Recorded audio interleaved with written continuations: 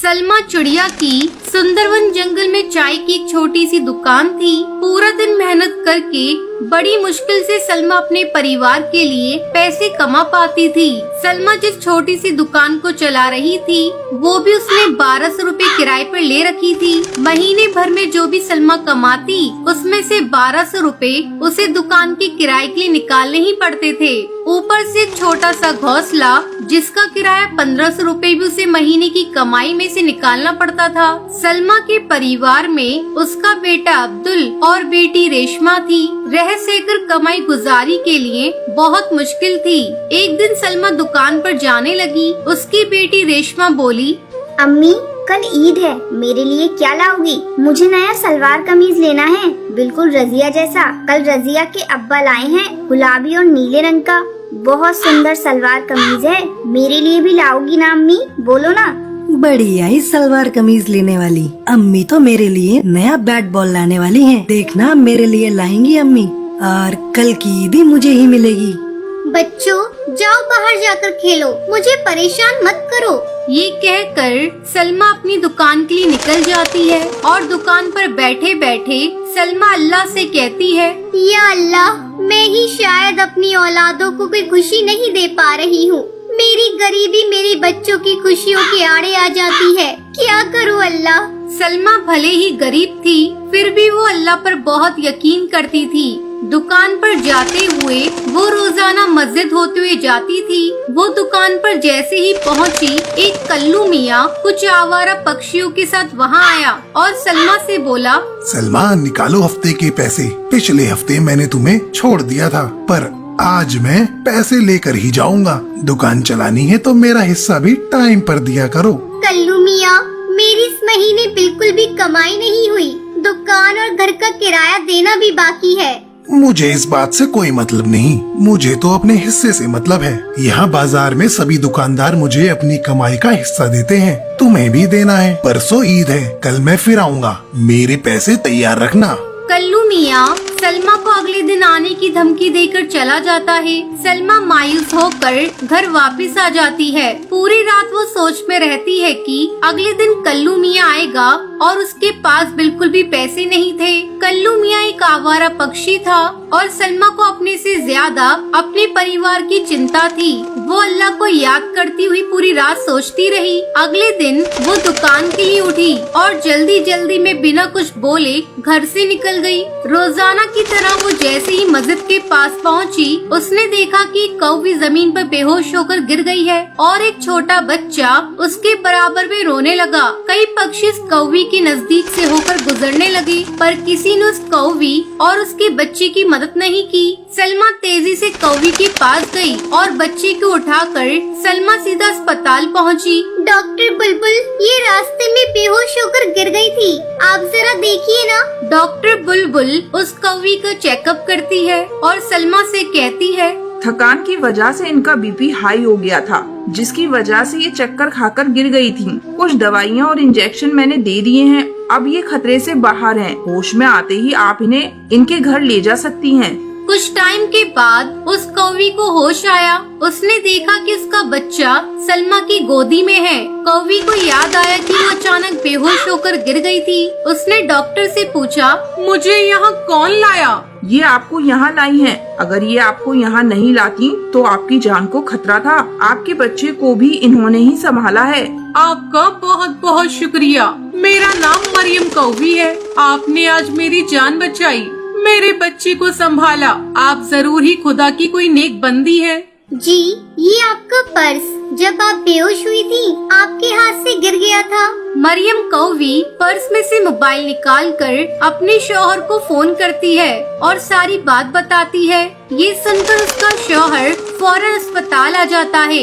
मरियम कौवी के शौहर को देखकर सलमा हैरान हो जाती है। मरियम कौवी का शौहर और कोई नहीं बल्कि कल्लू मियाँ होता है, जो सलमा से हफ्ते के पैसे जबरन हड़पने आता था। मरियम कौवी कल्लू मियाँ को सारी बात बताती है। कल्लू मियाँ सलमा को देखकर और मरियम कौवी की बातों को सुनकर शर्मिंदा हो जाता है। वो सलमा से कहता है, सलमा बहन, आज आपने मेरी बेगम और मेरी इकलौती औलाद मेरे बेटे की जान बचाई। आपने मेरे ऊपर ये बहुत बड़ा एहसान किया है। कोई और होता तो कुछ भी कर सकता था, पर अल्लाह के रूप में आप आ गई सलमा बहन। आपका मुझ पर और मेरे परिवार पर बहुत बड़ा एहसान है। मैंने आपके साथ बहुत गलत किया। आज तक मैंने गरीब की मेहनत के पैसों को लूटा है। शायद ये अल्लाह ने मुझे सबक दिया है। मैं कसम खाता हूँ कि कभी किसी गरीब की मेहनत और ईमानदारी की कमाई पर कब्जा नहीं करूँगा। अल्लाह मुझे माफ कर दो।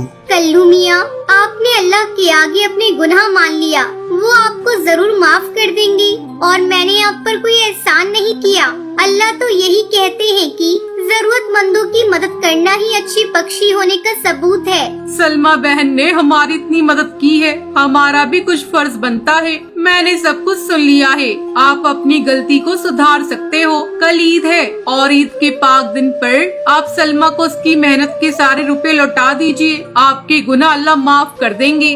कल्लू मियाँ सलमा के सारे पैसे लौटा देता है और दोबारा किसी भी गरीब पक्षी के साथ ऐसा बर्ताव न करने की कसम खा लेता है। घर आकर सलमा बच्चों के लिए नए नए कपड़े और जूते लेकर जाती है और अल्लाह का शुक्र अदा करती है। अगले दिन सलमा अपने परिवार के साथ खुशी खुशी ईद मनाती है। सुंदरवन के जंगल में टुनटुनी चिड़िया अपनी सौतेली माँ टोनी चिड़िया के साथ रहा करती थी। टुनटुनी चिड़िया की माँ रानी चिड़िया दुर्गा माँ की बहुत बड़ी भक्त थी।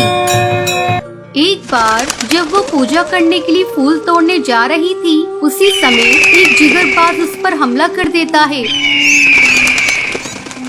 इस हमले में रानी चिड़िया की मौत हो जाती है। उस समय टुनटुनी चिड़िया बहुत छोटी थी। तब टुनटुनी की देखभाल करने के लिए उसका पिता टुन्नू चिड़ा टूनी नाम की एक चिड़िया से शादी कर लेता है। कुछ दिनों तक टूनी चिड़िया टुनटुनी की अच्छी तरह से देखभाल करती है। इसी तरह दिन गुजरने लगते हैं और टूनी चिड़िया एक बच्ची की माँ बन जाती है। तब वो टुनटुनी पर अत्याचार करना शुरू कर देती है। टुनटुनी भी अपनी माँ की तरह दुर्गा माँ की भक्त थी।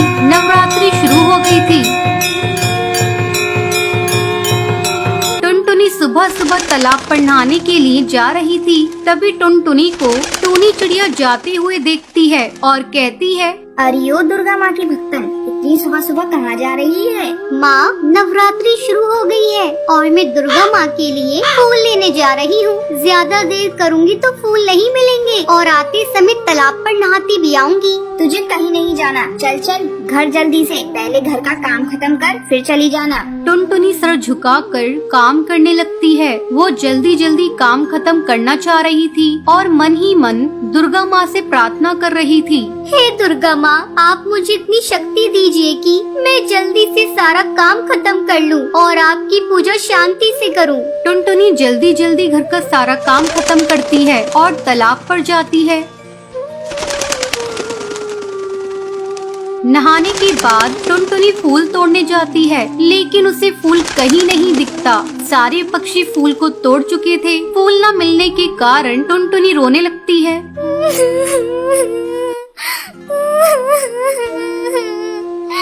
आज नवरात्रि के दिन फूलों के बिना मैं आपकी पूजा कैसे करूँगी?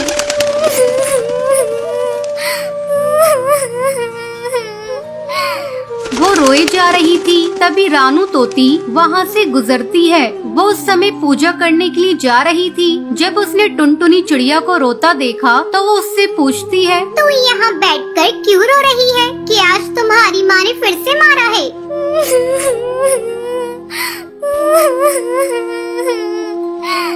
नहीं नहीं रानू तोती, मुझे आज दुर्गा माँ पर चढ़ाने के लिए फूल नहीं मिले हैं, इसलिए मैं रो रही हूँ। बस इतनी सी बात है, तू ये ले फूल, मैं तुझे फूल देती हूँ। मैंने आज कुछ ज्यादा ही फूल तोड़ लिए थे। फूल पाकर टुनटुनी खुश हो जाती है और खुशी खुशी दुर्गा माँ की पूजा करती है। अगले दिन अपनी माँ के उठने से पहले ही टुनटुनी घर का सारा काम कर देती है। तभी टूनी की बेटी रोने लगती है। अपनी बेटी को रोता देखकर टूनी चिड़िया टुनटुनी पर चिल्लाने लगती है, अरे ओ करम जली, सुबह सुबह तू क्या कर रही है?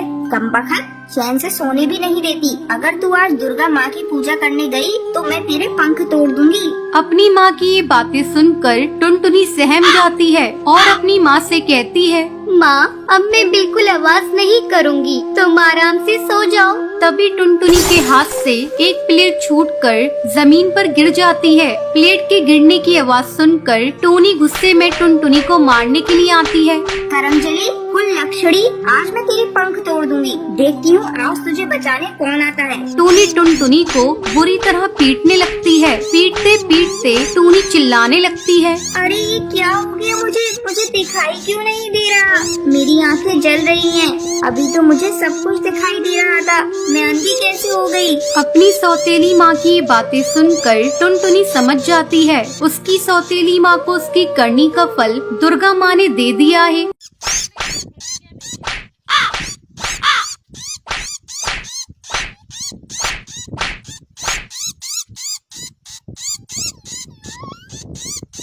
एक बहुत बड़े जंगल में सारे पक्षी मिलजुल कर रहा करते थे। उसी जंगल में कड़कनाथ कौवे का भी परिवार रहा करता था। कड़कनाथ कौवे का एक बेटा था कालू कौवा। वो बहुत ही शरारती था। उसने जंगल के सारे पक्षियों के नाक में दम कर रखा था। एक बार की बात है, बहुत दिनों बाद टुनटुनी चिड़िया माँ बनी थी। उसके घर में खुशियों का माहौल था। एक दिन टुनटुनी चिड़िया अपने पति बंटी से बातें कर रही थी। बंटी, बड़े दिनों बाद भगवान ने हमें माँ बाप बनने का सुख दिया है। हम अपने बच्चे को कोई कष्ट नहीं होने देंगे। हाँ टुनटुनी, तू ठीक कह रही है। और हम अपने बच्चों को अच्छे संस्कार देंगे ताकि वो बड़े होकर जरूरतमंदों की सेवा कर सकें और सबका आदर सत्कार करें। हाँ जी, ये बात तो सही है, लेकिन हमें एक बात का ध्यान रखना होगा कि वो कभी भी कालू कौवे से दोस्ती ना करे। आपने देखा है ना, कालू कौवा सभी पक्षियों को कैसे परेशान करता रहता है। वो दोनों अक्सर अपने बच्चे के भविष्य को लेकर चिंता किया करते थे। धीरे धीरे समय गुजरने लगता है। एक दिन बंटी भोजन की तलाश में जा रहा था। तब टुनटुनी अपनी बेटी से कहती है, भूरी बेटी, हम लोग भोजन की तलाश में जा रहे हैं, तुम घोंसले में ही रहना। अगर कालू कौवा तुमसे खेलने को कहेगा तो तुम उसके साथ मत खेलना। ठीक है माँ, मैं घोंसले में रहकर आपका इंतजार करूंगी और किसी के साथ खेलने बाहर नहीं जाऊंगी। दोनों पति पत्नी निश्चिंत होकर चले जाते हैं। उनके जाने की थोड़ी देर बाद कालू कौवा वहाँ आता है।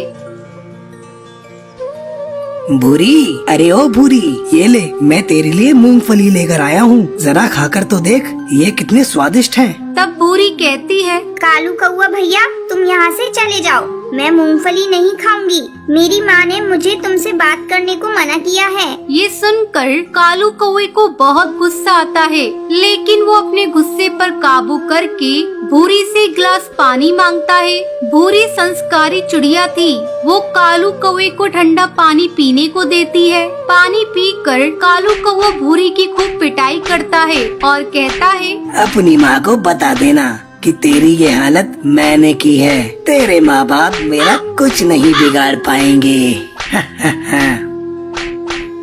इतना कहकर कालू कौवा वहाँ से चला जाता है। भूरी दर्द से कराह रही थी। शाम को जब टुनटुनी चिड़िया और बंटी कबूतर घर आते हैं तो अपनी बेटी की हालत देखकर घबरा जाते हैं। भूरी अपनी माँ को सारी बात बताती है। तब टुनटुनी गुस्से में कालू कौवे के घर जाती है। उस समय कालू कौवे का पिता कड़कनाथ घोंसले के बाहर ही बैठा था। कड़कनाथ भैया, आपके बेटे ने मेरी बेटी को मार मार कर अधमरा कर दिया है। अपनी बेटी को संभालो, नहीं तो एक दिन तुम्हें रोना पड़ेगा। टुनटुनी की आवाज सुनकर सुंदरी कौवी घोंसले से बाहर निकलती है। टुनटुनी चिड़िया, जब से तुम माँ बनी हो तुम बहुत घमंडी हो गई हो। मेरा बेटा तुम्हारी आंखों में चुभने लगा है। ये देखो, मेरा बेटा बैठकर पढ़ाई कर रहा है। कल उसका इम्तिहान है। तुम्हारी बेटी झूठ बोल रही है। अब जाओ यहाँ से। अगर तुमने दोबारा मेरी बेटे की शिकायत की तो मुझसे बुरा कोई नहीं होगा। इस घटना के कुछ दिनों तक कालू कौवा शांत रहता है। एक दिन जब वो खेलने जा रहा था तो वो देखता है कि जिगरबाज का बच्चा अपने घोंसले में अकेला था। कालू कौवे से पीट पीट कर अधमरा कर देता है। जब इस बात का पता जिगरबाज को चलता है तब वो अपने साथियों के साथ मिलकर कालू कौवे के घर पर धावा बोल देता है। इस हमले में कालू कौआ और उसका पूरा परिवार खत्म हो जाता है। कालू कौए के बुरे कर्मों का फल उसके पूरे परिवार को भुगतना पड़ता है। उस दिन के बाद से जंगल के सभी पक्षी खुशी खुशी रहने लगते हैं।